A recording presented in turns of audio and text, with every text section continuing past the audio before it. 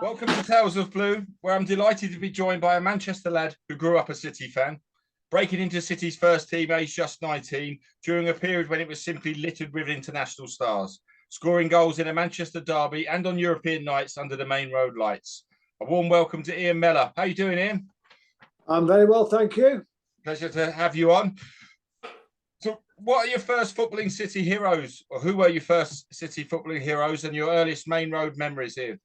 Well, my earliest memories was when my dad took me to Maine Road. Probably my first games were around about 1958, 59, when people like Dave Ewing were playing, Jackie Plenderleith, Bert Trautman, Barry Betts, Joe Hayes, George Hanna, people like that. I remember all those, Paddy Fagan, and that. I miss Barnesy, Ken Barnes. I like to see Ken Barnes play, but I never saw Ken play. I think he might have just retired. So those are my first days watching City. Big squad, both off the back of two cup finals, the mid-50s, 55, 50 squid, six. Sorry, that squad. Yeah. So you have an initial trial at City, age 15, Ian. Yeah. Chief Scout Harry Goodwin tells you to find a local club, but to keep in touch. Legend has it that you do this by sending in some newspaper clippings of your performances for a Sunday League team. Is this what led to a second trial? Well, what happened was, I had this trial at where they used to play in Urmston, or what was the name, Chasson Road, and I went for a trial there. And he just said to me, "Look, we think you're okay. We'd like to see you play again. Just let us know when you're playing." Well, at 15, I wasn't bothered about. I didn't write letters. You didn't have a phone call, so I didn't even bother. And then years later, two years later, I was playing really well in a Sunday League in Stockport, and I had some good write-ups. So I just sent them back to Harry again, and he said to me, "We don't normally give kids a second chance, but we'll give you a second chance." And so they signed me on as an amateur, which was fantastic at 17. So you've been working as a postman, I believe, Ian, for a while before that second trial. Is that right? Yeah, I started off as a warehouseman in Old Trafford by the swing bridge, going over to Salford there. Then I was a storeman still in Stretford. And then I became a postman when I was 18, just when they still had the old telegraph boys on the motorbikes. Because when I made my debut in when was it? 71? Yeah, March 71. There was a load of telegrams came through from those lads on the motorbike on the day of the match. So they were still going then, the telegraph boys on motorbikes. So you join up with a star-studded City squad at that period with the likes of Young, Bell, Lee, Doyle, Somerville. We can go on and on naming the names in that squad. Give us an idea, Ian, of what it was like for an average training session at the club back then with such an amazing squad and obviously a maverick coach in Malcolm Allison. Well, I mean, as I say, I turned pro when I was 19 in 1969, Christmas. And Johnny Hart took me into a little room under the stand and asked me to sign the forms, professional forms. I always remember what he said to me as well. He said, "I wish you all that you wish yourself." And I always remember that. And so I was a young professional playing in the A team. Then I got a break into the reserves where I scored 2 and made 2 against Blackpool when Jimmy Armfield was playing, and the boy Milne, who was at Liverpool. And I never looked back. I think Malcolm had said then he sent me out on loan to Altrincham, so I replaced Jackie Swindles at Altrincham for 2 games because he was injured. And then City brought me back because Malcolm had said, "I want to see all the young kids and see what you think to them, Ken." And so within 6 weeks of coming back from Altrincham, I was in City's first team, making my debut, and that was all down to Ken Barnes, thinking he liked my style of play. So at the time it wasn't Malcolm, but Malcolm made me the player that I was because he was the best coach I've ever played under.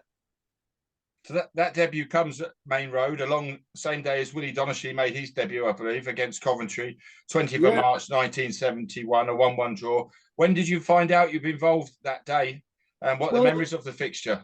Oh, well, Malcolm told me on the Wednesday. Well, I was a very shy kid. I was 19 going on 15, basically. And I was very shy. And I was a bit introvert. Didn't have a lot of confidence. Although when I was on the football field, I was different. So it was a big thing for me to play among so many internationals at Maine Road. And so Malcolm told me on the Wednesday, I couldn't sleep Wednesday night, I couldn't sleep Thursday night, I couldn't sleep Friday night. So I was absolutely shattered on that Saturday. And I was playing the first half, going away from Platt Lane. I was playing nearest to the dugout, and Malcolm came out of the dugout after about 25 minutes and told me if I didn't shift me fucking arse, he'd have me off before half time. Because I was just so nervous and so tired mentally. So anyway, second half came, and I thought, well, I'm up against the most expensive fullback in the country, who was signed from Sheffield Wednesday for £200,000. I forget his name now. But if you check it out, he was a record signing fullback at the time. And I just thought, well, I'll just play my own way. And I couldn't beat him on the outside because he was quick. That's why he was a good fullback. Yeah. So I just came inside, played 1-2s with Franny Lee and Mike Summerby when he came inside. And I got a lot of touches, and I played okay in the end. Nothing special. But then, obviously, Malcolm saw enough to give him a chance for the second game against Gornick. That changed everything, because we were 2-0 down from the first leg. Yeah. And it was a filthy night. It was a filthy night. That's what I was going to say, Ian. That was just 4 days later, wasn't it? And you play a starring role in that European, I think, the quarter final. But the weather and the pitch was, well, it wouldn't have been played today, I don't think, obviously. No, because the ball got stuck in water and things like that. And I always remember, while I was a left winger, I liked to drift around and try and score and that. And for some reason, I ended up on the inside right position in the penalty area, and Willie Donachie's crossed the ball, and I'm coming in behind everyone from the inside right position, and I've headed a glancing ball into the corner. I'm a left winger. What am I doing in that position? I don't know. So that's 1-0. Obviously 2-0 down from the first leg, and then the second half, my confidence just grew, and I was just attacking, taking the fullback on, going past him. Well, you can acclaim assist for the second goal. I think you got maybe another touch of, but it was your cross that went in that led to the second goal. Yeah, but again, that's fate. I was so lucky because I pushed the ball too far. I'd gone past the fullback, pushed it, and it was going to go out, but the water kept it in, and so I was able to catch it and knock it into the middle where Doyley and Ian Bowyer were fighting over it to put it in the back of the net, which was 2-2. And after that, I never looked back. I mean, it was a great experience. And but as I say, my confidence grew and grew, because when you train and with players of the quality that there was there, most of them were internationals. Yeah. And the standards they expect from you, and the speed of thought they have, and what they do, it just makes you a better player. You can only improve, yeah. And one thing you didn't do in training was give the ball away, because I tell you what, you got a right rocket. So you didn't do it in matches neither, because they went do lally, the lads. That's why they were such a good side. They were such a fit side. And Malcolm made us such a fit side. I just got fitter and fitter and stronger and better because I played with good players. So what do you recall the manager, Joe Mercer, saying to you after them first couple of games? Ian, did he give you some advice that maybe stayed with you, or did it just kind of snowball from there? Well, to be honest, Joe Mercer didn't play a part. I never saw Joe Mercer, only on match days. We never saw him in training. Occasionally, he would bob in onto the training ground, but Malcolm did the whole thing when I can remember. And on match days, Joe would come in and crack a few jokes and say a few things, but he couldn't say a lot to the players in the team, because they'd already won the FA Cup, they'd already won the league, they'd already won League Two, they won the League Cup. Yeah, it's difficult to tell players of that quality what they should be doing. But Malcolm had the aura that he could do that sort of thing. He had the power because he still respected him so much, where Joe played a very little part. I think he was more behind the scenes as an administrator, because Malcolm was just running the show, really. And that, so match days, Joe Mercer would come in, but wouldn't have a lot to say. It was mainly down to Malcolm, who I mean, I remember a game we played Leeds, and Malcolm said to me, when you go through one against Gary Sprague, he's weaker going down on his left side, so put it to his left side when you shoot. I mean, he went into such detail, Malcolm. Yeah. It was amazing. Ahead of his time. Malcolm Allison? Yeah, definitely. It'd be in today's. Pep is the best thing we've ever seen, obviously. But Malcolm, during our day, was a Pep at that time, without a doubt. He was so far ahead. I mean, he brought in athletes to take his training and to do what athletes stretches, and we'd never done stretches and weights as like athletes did. And it was Malcolm's idea. He was just full of ideas and so positive. Any player who played for him would run through a brick wall for him. He was just something special. Fantastic stuff. So 7 appearances in total, that breakthrough campaign, which finished with the Manchester derby on the final day of the season. The first City League goal arrives for you in that fixture. City lose 4-3 after being 3-0 down at one stage. But it was a strange afternoon, Ian, in terms of a derby match, as it was played more like a pre-season friendly, wasn't it? It was kind of the final game of the season. It didn't have the fierceness of a normal derby. Was that the one where Sir Matt Busby had his "This Is Your Life"? And, This is your life. Yeah, I think Eamon Andrews came on the pitch. Yeah, and we all made a path for Sir Matt Busby to. I don't think it was a Sir then to come out, and we all applauded him, and because obviously he was a great manager. But I remember my goal because I came from a right wing corner. I think it was Dave Connor took it, and I wasn't. You see, we used to play a lot of head tennis under the stands at City, all of us, and it helped you touch.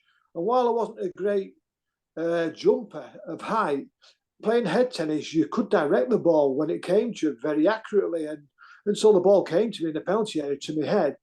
And while I'm not a great leaper, I was able to direct it exactly where I wanted to do because I was doing it every morning in training like the rest of the lads. So it was a good header. I was chuffed with that against United because obviously I'm a Blue, brought up a Blue. So to beat, well, we didn't beat them on the night, but to score was special for me. Yeah, great stuff. Now you're firmly part of the first team picture, and City head off for a 2-game tour of West Germany in August 1971. Fixtures against Hertha Berlin and Armenia, both 1-0 defeats. Do you have memories of that mini tour, Ian? Would it have been your first time away with the first team? I remember Hertha Berlin. I remember that game I wasn't playing regular. I mean, because obviously Neil Young was just going over the top. He was still a good player, but Malcolm saw me as a replacement.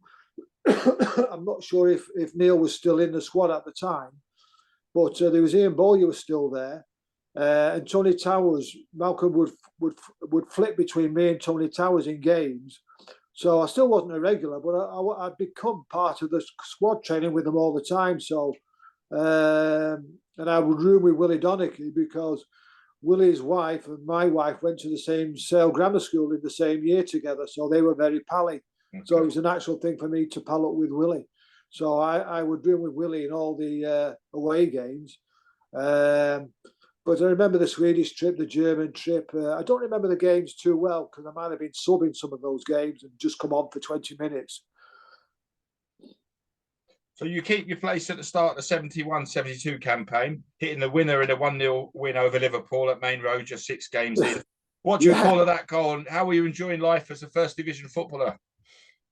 Well, I was gaining more and more experience because when you play with good players like I was playing with, I could name that side now: Joe Corrigan, Tony Buck, Limpardo had been injured. It was Willie, it was Boothie, it was Doyle, it was Oakey, Belly, Mike Summerby. It was all these players and Dave Connor came in and out. And so I was getting better and better and confident. So against Liverpool, I always remember it was a right wing corner from Mike Summerby. And he's driven it to the far post, about 10, 12 yards out. And Wyn Davis has chested it down to me. And I've just volleyed it. And it just took a slight deflection off the back of Larry Lloyd. He turned his back and he looped in over Ray Clements for the 1-0 win. It was in about the 40-odd minute, I don't know. Yeah. To win 1-0 against Liverpool, because Liverpool were a good side. They had people like at the time, Keegan playing and Toshak was still playing and Phil Thompson and Hughes. I think Lawrence might have still been in goals then. So they were a top side at the time. So to win them 1-0, but to be fair, City were a top side. so it wasn't unexpected, really. So 6th of November 1971, you're involved in your second Manchester derby, this time a thrilling 3-3 draw at Maine Road. Compared to your first the season before, this one was a bit more lively, Ian. Yeah, well, I mean, I remember in the last minute it was 3-3, and Belly made a run. I spotted him, and I played a through ball, and it was running straight onto it. And Dave Stadler, don't ask me how he got there, but he slid and just got hold of the ball. Otherwise, Belly was through, and that could have been 4-3. And I was really gutted. That's the one thing I always remember. But that was also the same day that George Best nutmegged me on the halfway line, and it's a nice claim to fame to say George Best nutmegged you, isn't it? Really, even though I'm a blue, because he was a special player without a doubt. And but he never did anything in the derbies because Malcolm always played Dave Connor against him, or always marked him. Malcolm was a believer in man-to-man marking against special players, which I would agree with. And Best, he was on his day, could be the best of anyone. Sure. But I always remember being nutmegged by him because I saw the ball. I saw him. I thought, right, I can go in here. I can get the ball. I can do him at the same time. Like, do you know what? He nutmegged me, ran around me, and the whole crowd was laughing at me. I thought, what happened there? That's how good he was. I thought I killed him. A good atmosphere that day. Do you remember the Maine Road atmosphere on a derby day? Yeah, I mean, they're always great days. I mean, but you have to, as a player, you have to switch off from the crowd a little bit because if you don't, you can hear. I remember playing in a game where someone shouted, "Pull his legs, he's a wishbone," and then the whole ground laughed. So I got used to switching off from the crowd because they could be quite not very complimentary towards you sometimes in that. But at Maine Road, I think the fans slowly took to me because it was a big thing. Changed from Neil Young had been a favourite. Sure. Great player, Neil Young. And great longevity from Neil at the club. I mean, what a career he had starting at City, a local lad, and the goals he scored. I mean, he was a very silky player. I wouldn't say he was a tough player, but he was a classy player. So to replace him, who was a legend at the club, was tough, very tough. And that, but no, things worked out because, as I said, I was in a good side. And when you're playing with good players, they make you a good player. And you learn an awful lot from them. So yeah, I mean, they were great days, really, great days. I mean, the maverick of the game in Rodney Marsh arrives at Maine Road during March 1972, which often divides opinion on his impact his signing had on the team as we were competing for the title that season. What do you call of Rodney's arrival and the impact you thought he had? I mean, Rodney was a real character. A maverick, a bit like Worthington at Bolton. Yeah. Great skill. But really, Malcolm had built a City side of fit boys who all worked for each other and were unselfish. I mean, Belly went from box to box, without thinking twice about it. And it was a very workmanlike side with a lot of quality in it. So when Rodney came, who was a flair player, it was like a square peg in a round hole. Sure. It didn't work, and he was a lovely lad. He was smashing, great character, good to have in the dressing room. But his style of play meant you would carry him sometimes because his work rate was poor. I mean, he wouldn't work off the ball in the final third because that wasn't his style. He wanted to save his energy to do his tricks on the ball, which were great for the crowd. He was a crowd pleaser. Yeah, and that, and I would say certainly not a team player. But I can't criticise him as a person because he was such a genuine and funny guy and great character. Had a lot about him, but his style, I didn't think it fitted City style because City were brought up on hard work and everyone had to work hard and cover for each other. Well, Rodney wasn't going to do that because he wanted his own ball in some games, but he was a special player. I mean, as I say, I don't like to criticise him because he was such a good fella and that, but I don't think he suited our style, and I couldn't see where Malcolm was coming from, but it wasn't a good thing for the club.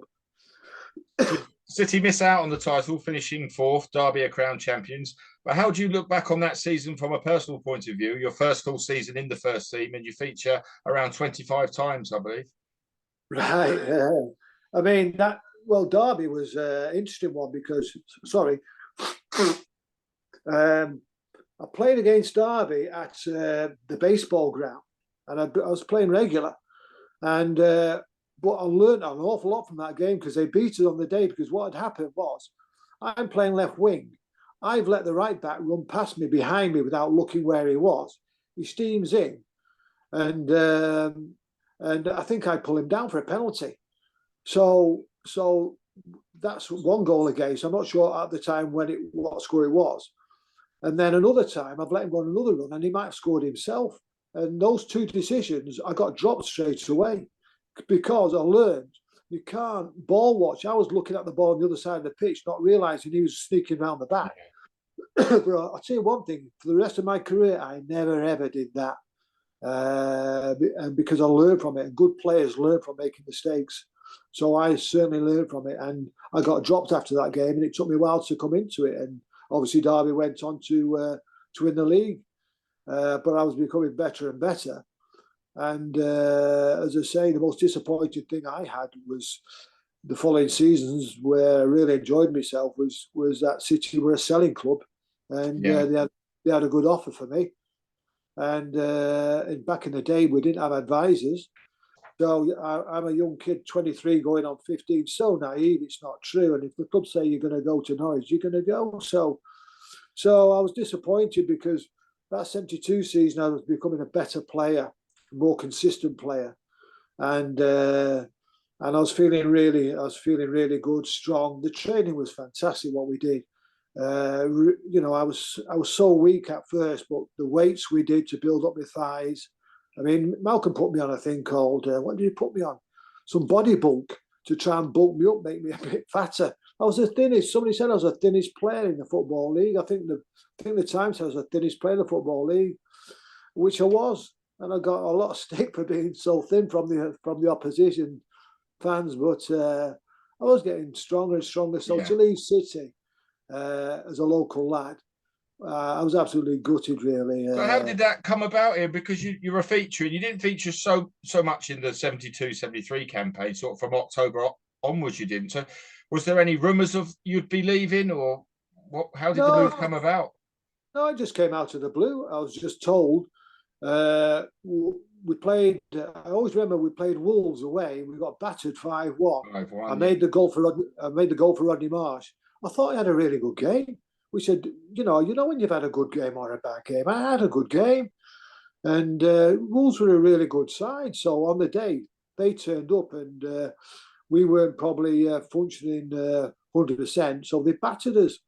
So then there's a night game at Southampton, and I'm told I'm dropped, and I'm thinking, well. And also at the time, I felt I was playing that well. I could give Freddie Lee a bit of competition, but really, Freddie Lee was a great player, special player, but that's how my confidence had grown. That I thought I was becoming a better player than Francis Lee. Well, how stupid is that? Because he left City and went on to carry on, scoring more goals. But I thought at the time, I was always getting dropped for Francis, and I thought I was as good as him at the time. Naively, obviously, because he was a great player, but I was so confident then. And so when the Southampton game came, I was told I was dropped, and I thought, dropped? I can't play any better than that. And you dropped me for Franny Lee again. So I was really angry. Then they told me that you'd accepted an offer from Norwich, would have talked to him. I said, of course I'll talk to him. So then, there was the two... Johnny Hart was manager at the time because Malcolm was ill. So Johnny Hart took me in a car with Freddie Pye, I think, and a couple of the directors, the Umbro boys. And they drove me in this Jaguar, the three directors, Johnny Hart and me, all the way to Norwich, where they put me in a hotel for the night. Next morning I met Ron Saunders and I signed for him. I was stupid. I signed for him because I wasn't advised. There was no advisors for you though, Ian, back then, was there? No, I didn't know what I was doing. I mean, Norwich were a struggling side. Why would I want to leave a team like City and go to a struggling side? But City were a selling side, and at the time that was the second highest fee they'd ever received for a player. So obviously, if City, I mean, we only got bonuses at City in cup games if we reached the semi-final or final, because it was expected of City to always reach those stages. Yeah. So which we hadn't that season. So they needed some money. So players have to go, and that's what happened. So Ron Saunders, to be fair to him, was a good manager, a good man. He was a hard man. I may not have agreed with his training techniques at all because he was so opposite to Malcolm's, but he was a good man, and I had a lot of respect for him. But it didn't work out at Norwich and that. And as I say, to this day, I regret leaving City because I was a Manchester lad. Well, you go on and have a fantastic career in the game still. Ian, did you ever have the chance to move back to City during your career? Was there ever any rumours you'd rejoin the club? No, because never as good again. When you play with the players of the quality of City had in that side, they make you a better player, and they make you better than what you actually are. And so when you've got to fight for your own in a lesser side like Norwich, who was struggling, then you become a bad player as well because they don't show for the ball. They don't make angles for you. They give you bad balls. I'm not just saying that about Norwich at the time, but that's what bad sides do. And you lose your confidence and that. And the training was so different from what I've been used to. At City, we used to have Thursday off. Coming on a Friday and hardly do anything. We were so sharp on a Saturday. That's why we were so good. So drilled that way. Yeah, so at Norwich it was the opposite. It was a full day Thursday. They hammered your legs. Friday worked hard. I had no energy left for a Saturday. I lost a yard in pace as well because of the different types of technique. That was Ron's sort of style, which didn't suit me. And then once I went to Brighton, I dropped down 2 leagues, which was a stupid thing, only because Brian Clough wanted to sign me. He came to sign me from Norwich. I thought, well, he's one of the best managers around. If he wants me, I'll go, even though he was at Brighton. So I signed for him. And there was about 6 weeks to go to the end of the season. And I said, when you want to come down to train? He said, I don't want you to come down to train. Meet me at the end of the season at Heathrow. We're going on holiday. Well, I said, all right, fine. So I signed for him for about 50,000, which was a record fee then at the time for Brighton, record fee. And so I missed the last 3 to 6 games of the season, go on this tour in Spain somewhere, come back, and then he decides to join Leeds United. So I never ever kicked a ball for Brian Clough, even though it was a record signing, and I dropped down 2 leagues just to play for him. So once you drop down 2 leagues, there's no way you're coming back to the Premiership or at the time League One. Yeah. But I had 4 happy years at Brighton and that, even though Cloughie had gone, and things worked out all well. Okay there. So how does Ian Mellor sum up his time as a Manchester City player? Brought up being a Manchester City fan. My dad used to take me in the Kippax in the 50s and early 60s, not every game, because my parents were separated. So I'd always brought up being a Blue. So to play for them, I always remember when Johnny Hart turned me pro.